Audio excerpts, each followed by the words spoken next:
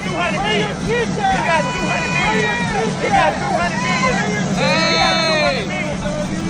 You suck! He got 200 million. I got 200 million. Oh, what? Let's go, man!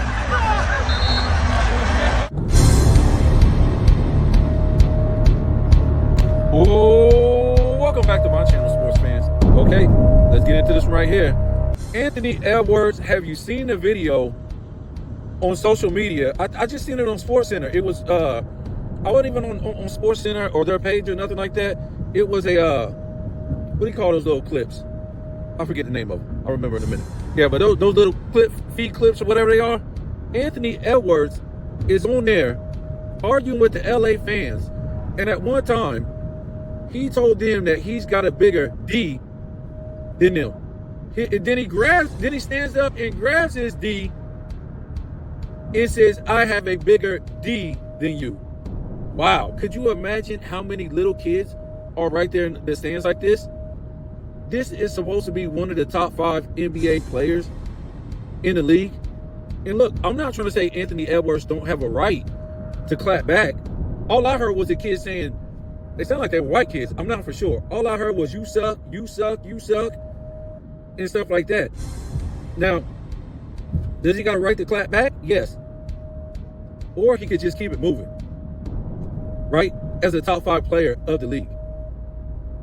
And this is why you don't have real NBA fans of the past. You don't have those type of people. These guys, I mean, the fans in the past would destroy Anthony Edwards and have him running through his mama. And it said in the comment that once a hood rat, always a hood rat. And this is the misinterpretation, or what do we want to call it?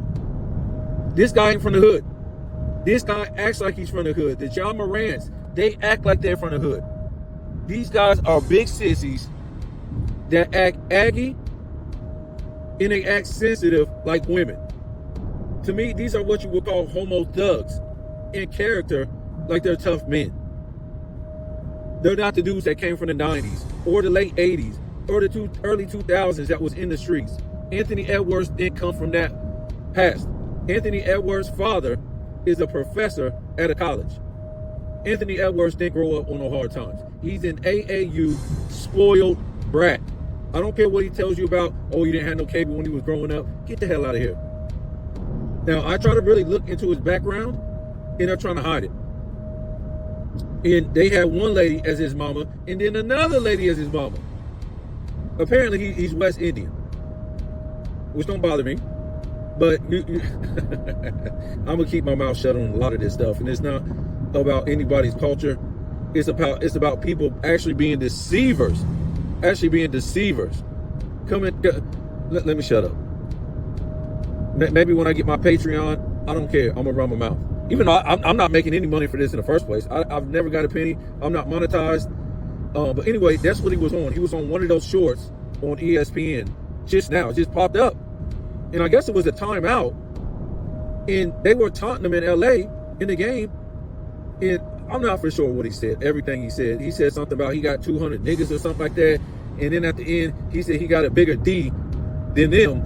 And then he stands up and grabs his D and says, I have a bigger D than you. How did the league miss this?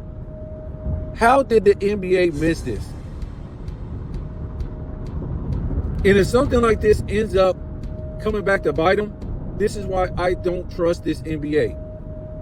That this guy, for what reason will he put his team in this predicament? You have all this money. You make tens of millions of dollars. You're a top 5 player. Who cares what they say? If you can't take what these little bozos say these days, you couldn't play back in the 80s and 90s. Your own fan base was destroying you if you played bad.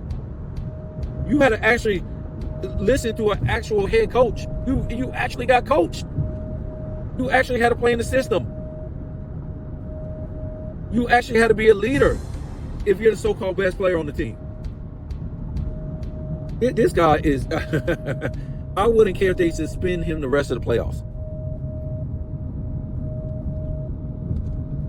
Do you know how many little kids are sitting there in that audience?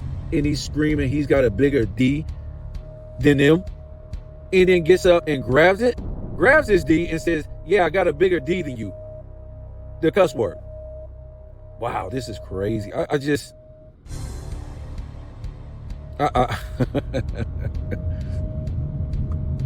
you know, between him and John Moran, what the American players, they don't want AWOL, man. The American players don't want AWOL.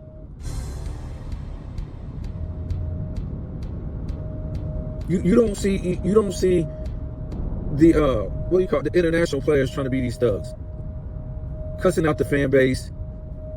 You know, Joel Embiid, he tries to do a couple things here and there because because he tries to fit in with the Americans, and you've seen that when he did what?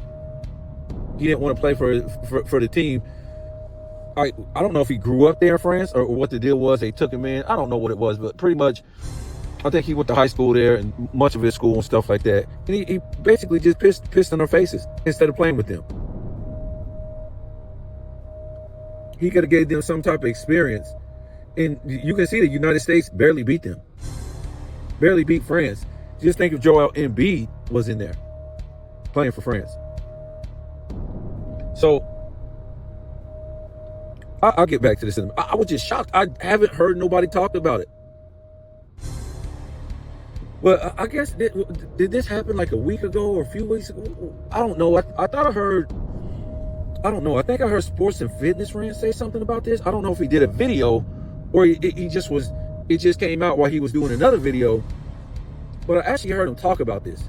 And it was another short that I seen today. Steve Kerr what was in a post conference or something like that, in a conference or whatever. And he said Joker is the greatest center of all time. What? And he said, I know we got to think about decades and, different decades and comparing and all that. And then he goes on to say something about, we've never seen a guy with skill, a center with skills like this. What? So let's do the trade-off on this thing right here, because I don't know what happened to Kerr.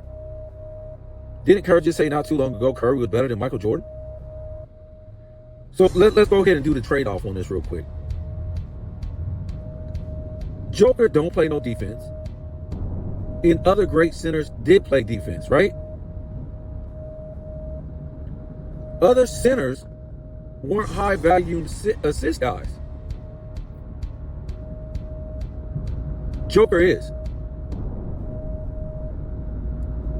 So let's just do that trade-off right there, because he's comparing rebounds, points, and assists, which is fine.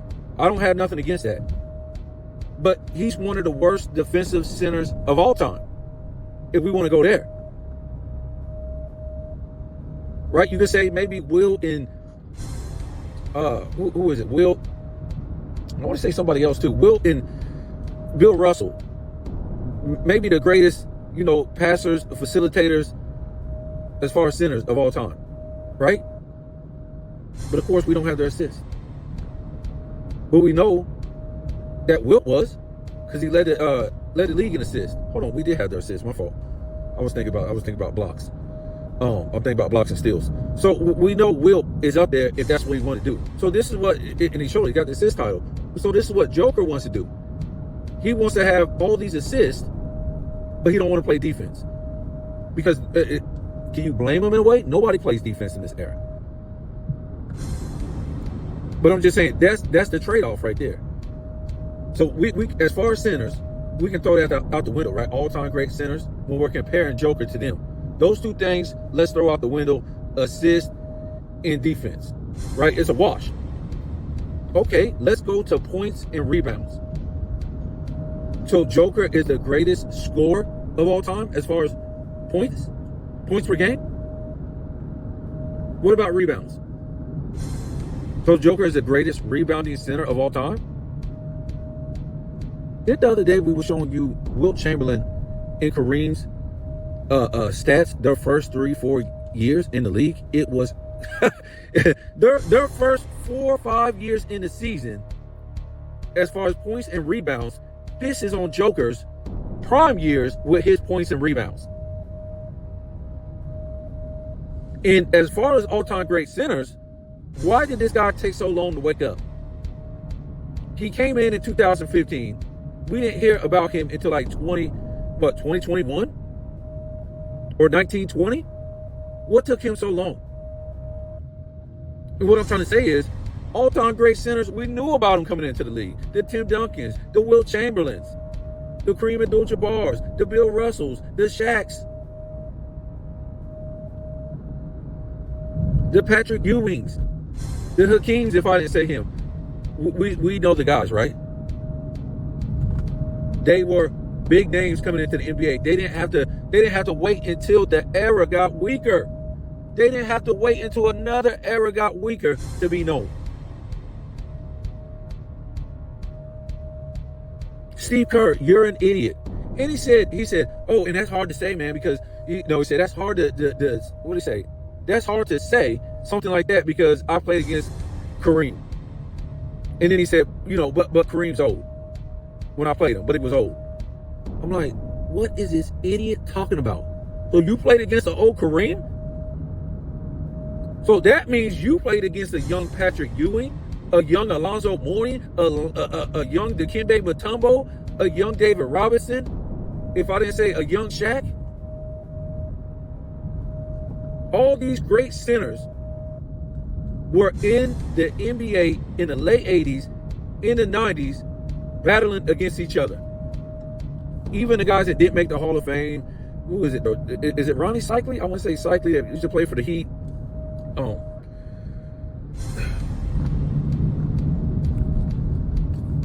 I'm so frustrated. I can't even remember these names. The center for the Pacers, he's called the Duncan Dutchman.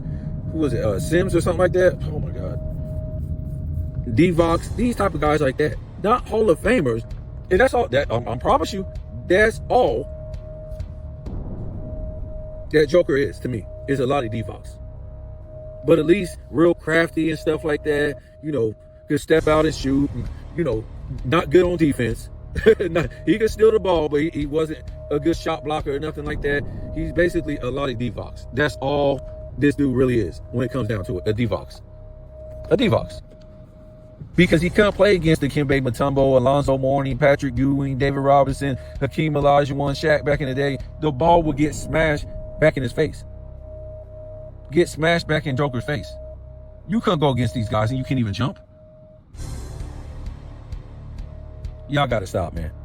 They're so desperate for this NBA to be talked about. Look, Steve Kerr, he doesn't care about the United States. He don't care about America. He don't care about being out there talked about. He want to go back home and play with his horses. He don't care. He's here to make money for his family. That's it.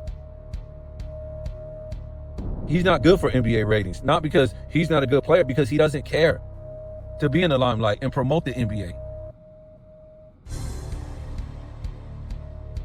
He doesn't play against no great centers in the NBA, offensively or defensively. I mean, who can we say? Embiid, we can't say that, man. He's not on the damn court enough. Anthony Davis, he's not on the court enough. And am I saying that's, Joker's fault? No, it's not his fault, but that's the only guys you got?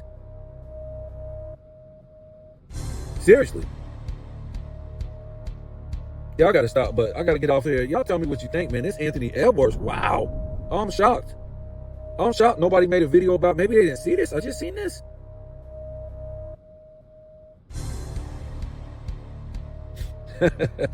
Wow, this is crazy with this guy, man. Like I said, don't say nothing about, oh, man, he got the right to taunt. He does have the right to clap back if that's what he wants. But look at what he's saying, man. This is crazy.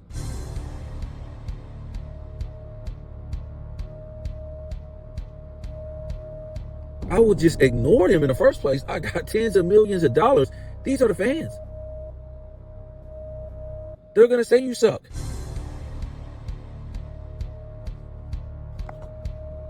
But yeah, I wouldn't be surprised if he gets suspended. This is, ESPN put this up. This is crazy.